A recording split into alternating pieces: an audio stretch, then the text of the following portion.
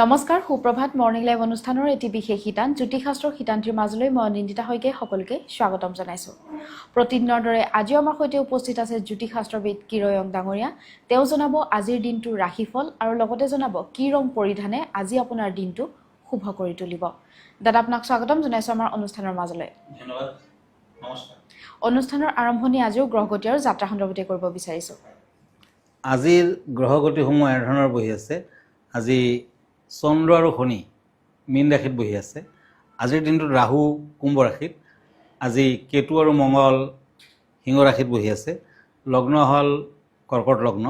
আজি বৃহস্পতি ৰবি বুধ মীন ৰাশিত বহি আছে আৰু শুক্ৰ মেঘ ৰাশিত বহি আছে। আজি তিথি কৃষ্ণা অষ্টমী, সৌভাগ্য যোগ, মীন ৰাশি, বিপ্ৰবৰ্ণ। আজি নক্ষত্ৰ উত্তৰ ভাদ্ৰপদ, দেৱগণ, যাত্ৰা শুভ, অমৃত যুগ। আজি দক্ষিণ দিশত অৱশ্যে যাত্ৰা নাই। আজি দীক্ষা আৰোগ্য স্থান আদি শুভ কৰ্ম দেখুৱাই আছে। আজিৰ দিনটোত নাৰিকল খোৱা নিষেধ। এতিয়া আহিছোঁ দিনটোৰ ৰাশিফললৈ। প্ৰথমতে মেঘ ৰাশিৰ ফলাফল। দুখন টেৰট কাৰ্ড ল'লোঁ, ওৱান্স এণ্ড পেণ্টাকলছ। এই দুখন কাৰ্ড মতে বিদ্যাৰ্থীসকলৰ অনুকূল ফল, মনোবল ৰাখক, শুভ ফল দিব। ঘৰুৱা সমস্যাৰ আজি সমাধান পাব। আজিৰ দিনটোত ৰঙা বৰণটো শুভ, বেঙুনীয়া বৰণটো অশুভ। এতিয়া আহিছোঁ মীন ৰাশিলৈ। এতিয়া কাপছ এণ্ড ওৱান্স দুখন কাৰ্ড বৃষ ৰাশিলৈ। তৰাছ বৃষ ৰাশিৰ জাতক জাতিকাসকলে খাদ্য অধিক পৰিমাণে আজি খালে অশুভ ফল দিব। তাৰমানে বেছিকৈ খোৱা খাদ্য গ্ৰহণ নকৰিব, পেটৰ সমস্যাত ভুগিব পাৰে। আৰ্থিকত মধ্যম ফল। আজি বিদ্যাৰ্থীসকলে কিছু অশুভ ফল লভিব। গতিকে বিদ্যাৰ্থীসকলৰ বাবে দিনটো কিন্তু বৰ এটা ভাল নহয়। ব্যৱসায় বাণিজ্যটোৰ দিনটো বৰ এটা ভাল নহয়। গতিকে বৃষ ৰাশিৰ জাতক জাতিকাসকলে আজিৰ দিনটোত কেইটামান আটপ চাউল আৰু দক্ষিণা দুখীয়া লোকক আগবঢ়াওক, ভিকাৰীজনক আগবঢ়াওক, শুভ ফল দিব। সোণালী বৰণটো শুভ, গোলাপীয়া বৰণটো অশুভ। এতিয়া মিথুন ৰাশি, Gemini, shorts and page of swords. এই দুখন কাৰ্ড মতে নিবনুৱাসকলৰ ভাল বেয়াৰ মাজেৰে দিনটো পাৰ হ'ব। চাকৰিয়ালসকলৰ মজলীয়া ফল, ব্যৱসায় বাণিজ্যত অৱশ্যে শুভ ফল দিব। আজি দাম্পত্যত মধুৰতা থাকিব। নীলা বৰণটো শুভ, সেউজীয়া বৰণটো অশুভ। এতিয়া কৰ্কট ৰাশি, cancer, shorts and edge of shorts. দূৰ ভ্ৰমণ হ'ব পাৰে, ঘৰুৱা দিশত শান্তি লাভ। আজি প্ৰেমৰ ক্ষেত্ৰত সমস্যা থাকিব। য়েলো কালাৰ লাকি, ব্লেক কালাৰ আনলাকি। হয় দাদা, এই মুহূৰ্তত এখন পত্ৰ হাতত তুলি ল'ব বিচাৰিছোঁ। পত্ৰখনত এজনে জানিব বিচাৰিছে যে শৰীৰৰ কোন অংশত সোণ পিন্ধিলে উপকাৰ হয়।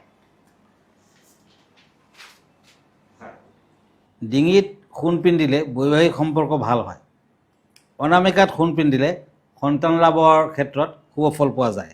কাণত পিন্ধিলে কেতু গ্ৰহ শক্তিশালী হয়, শত্ৰু নাশ হয়।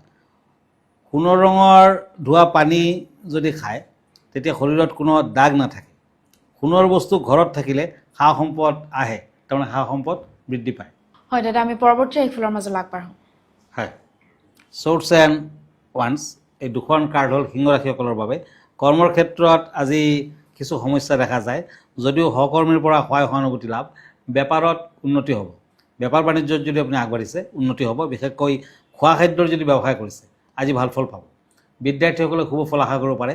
প্ৰেম প্ৰীতিত অশুভ, ব্যৱহাৰৰ ক্ষেত্ৰত অশুভ ফল।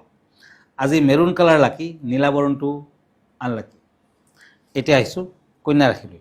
ওৱান্স এণ্ড পেণ্টাকলছ এই দুখন কাৰ্ড মতে আজি মনৰ আশা পূৰণ হ'ব পাৰে। সমাজৰ কামত ব্যস্ততা বৃদ্ধি। প্ৰেম প্ৰীতিত শুভ ফল, ব্যৱহাৰৰ ক্ষেত্ৰত শুভ ফল। আজি পাৰিলে দুখীয়া লোকক খোৱা খাদ্য দান কৰক, দক্ষিণা দান কৰক, ভাল হ'ব। ৰূপালী বৰণটো শুভ, তাৰমানে চিলভাৰ কালাৰ লাকি, আকাশী বৰণটো আনলাকি। এতিয়া আহিছোঁ তুলা ৰাশিলৈ, লিব্ৰা। ওৱান্স এণ্ড নাইট অফ শ্বৰ্টছ এই দুখন কাৰ্ড মতে ছুটি ভ্ৰমণ হ'ব পাৰে। ঘৰত সামাজিক অনুষ্ঠান, প্ৰেমত চিন্তা থাকিব। ক্ৰীম কালাৰ শুভ, বেঙুনীয়া বৰণটো অশুভ। এতিয়া আহক বৃশ্চিক ৰাশিলৈ, স্কৰপিঅ, শ্বৰ্টছ এণ্ড চেৰিয়ট এই দুখন কাৰ্ড মতে মাতৃৰ স্বাস্থ্য বৰ এটা ভাল দেখা নাযায়। আজি বিদ্যা যত্নৰ প্ৰয়োজন হ'ব। মানসিক চিন্তা বৃদ্ধি পাব।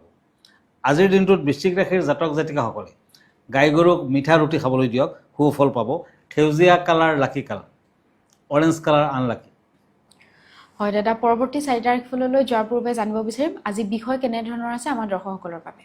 হয়, আজিৰ বিষয়টো হৈছে দক্ষিণ পূব ভূমি, মানে সাউথ ইষ্ট ল্যান্ড। সাউথ ইষ্টৰ প্লট যদি আপোনাৰ থাকে, ইয়াক কোৱা হয় অগ্নিকুণ্ড, অৰ্থাৎ অগ্নিদেৱৰ স্থান। গতিকে সাউথ ইষ্ট দিশত আপুনি যিকোনো এটা বাৰীৰ সাউথ ইষ্ট দিশত পাকঘৰ স্থাপন কৰাটো উচিত হ'ব। খোৱা খাদ্য ভাল হয় আৰু লগতে স্বাস্থ্য পাতি ঠিকে থাকে। এই দিশত বেডৰুম থাকিলে শিশুৰ বেডৰুম হিচাপে ইউজ কৰিব পাৰে। কম্পিউটাৰ আদি সকলো ইলেক্ট্ৰনিক্স বস্তু শিশুসকলৰ বাবে ভাল ফল দিয়ে, শিক্ষা দিয়ে। গতিকে এইটো দিশত ৰখাটো উচিত। গোটেই ঘৰৰ ইলেক্ট্ৰিক মিটাৰ, মেইন ছুইচ তথা বৰ্ড আদি কোঠাৰ বাহিৰৰ ফালে দক্ষিণ পূব দিশত ৰাখিলে ভাল ফল দিয়ে আৰু ইলেক্ট্ৰনিক্স বস্তু আদি সহজে নষ্ট হৈ নাযায়। দক্ষিণ পূব কৰ্ণাৰত ৰুমৰ ভিতৰত এটা ৰঙা পোহৰযুক্ত বাল্ব সদায় জ্বলাই ৰাখক। এই দিশটোৰ বাথৰুম আৰু লেট্ৰিন থাকিলে কিন্তু বেলেগ বেলেগ কোঠা হ'ব লাগে। এই দিশত উপাসনা গৃহৰ অনুমতি নাই। যদিও অত্যন্ত উপায় নাথাকিলে কোঠাটোৰ উত্তৰ দিশত ৱালত আপুনি দাপোন এটা ৰখাৰ পাছত তেনেকুৱাকৈ কৰিব পাৰে। গতিকে দক্ষিণ পূব দিশটো যদি আপুনি ভালদৰে মানি চলিব পাৰে অগ্নিকোণটো, তেতিয়া কিন্তু ঘৰখনৰ সকলোৰে স্বাস্থ্য পাতি ভাল থাকিব আৰু পজিটিভ এনাৰ্জি কঢ়িয়াই আনিব। হয়, আমি ৰাশিফলৰ মাজলৈ আগবাঢ়োঁ। হয়, ওৱান্স এণ্ড পেণ্টাকুলছ এই দুখন কাৰ্ড ধনুৰাশিসকলৰ বাবে চেৰিটেৰিয়াছ। দুষ্ট লোকৰ পৰা সাৱধান হওক। আজি সন্তানৰ পৰা প্ৰশংসা পাব, বিদ্যাত অশুভ ফল। কলা বৰণটো শুভ, মুগা বৰণটো কলা বৰণটো শুভ, মুগা বৰণটো হয় অশুভ। এতিয়া চ'ৰ্টছ এণ্ড চ'ৰ্টছ, মকৰ ৰাশি, কেপ্ৰিকৰ্ণ। পতি পত্নীৰ মাজত বিচ্ছেদ হ'ব পাৰে। মকৰ ৰাশিৰ জাতক জাতিকাসকলে সাৱধান হওক। পতি পত্নীৰ মাজত কিছু অশান্তি, দিনটো কষ্টৰে পাৰ হ'ব। কৰ্মৰ ক্ষেত্ৰত সাৱধান হওক। আজি মকৰ ৰাশিৰ জাতক জাতিকাসকলে দুখীয়া লোকক দান ধ্যান কৰক। অৰেঞ্জ কালাৰ লাকি, আকাশী বৰণটো আনলাকি।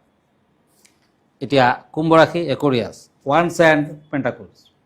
এই দুখন কাৰ্ড মতে শত্ৰুৰ পৰা সাৱধান হওক। আনৰ কথাত আজি বেছি আগ নাবাঢ়িব, সমস্যাত পৰিব। প্ৰেমত সন্দেহ সৃষ্টি হ'ব পাৰে। কুম্ভ ৰাশিৰ জাতক জাতিকাসকলে আজি দান ধ্যান কৰক। মিঠা বস্তু দুখীয়াক খাবলৈ দিয়ক, ভাল হ'ব। বগা বৰণটো শুভ, ৰঙা বৰণটো অশুভ। এতিয়া মীন ৰাশি, চ'ৰ্টছ এণ্ড কাপছ। এই দুখন কাৰ্ড মতে মীন ৰাশিৰ জাতক জাতিকাসকলৰ বাবে আজি মধ্যম দিন। আজি মঠ মন্দিৰ দৰ্শন কৰিব পাৰে।